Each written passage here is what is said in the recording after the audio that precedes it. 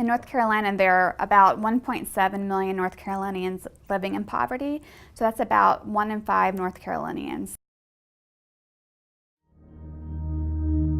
True poverty is being driven by personal behavior, not an unfair economic system. Addictive behavior, laziness, apathy will all override social justice programs. People just simply have their hand out and they want something for nothing. Any person in this country who works hard, gets a decent education, really is disciplined, can become a middle-class person. What we know about poverty is most people who live in poverty most of the people that live in poverty in our state are children.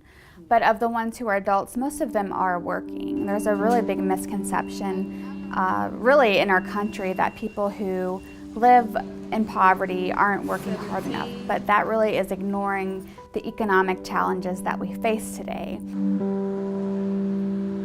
I work 2 jobs. I work in the morning at Wendy's. I get there probably about between 9 and 11. And I get off at 5. I get off at 5 and I go to Arby's at 5:30. I get off at Arby's at around like 1 or 1:30.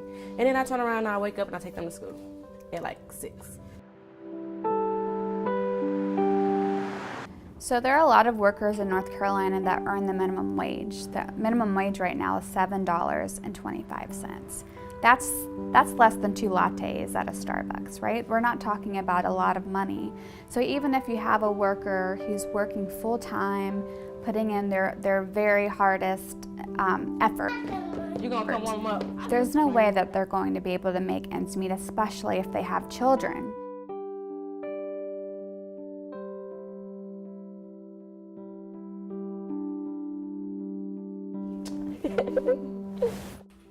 People think that the people who work fast food is just young kids, when it's not.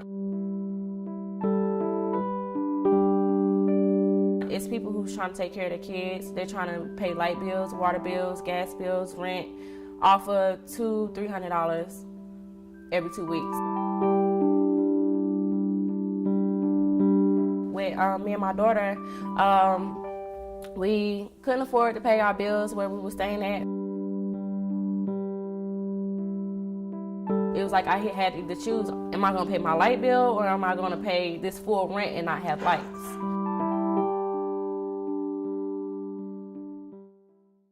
So unfortunately, Amber's story is not uncommon in North Carolina. We see workers' productivity increasing, but wages are moving in the opposite direction. So our workers are working harder than ever, but they're not being rewarded with higher pay.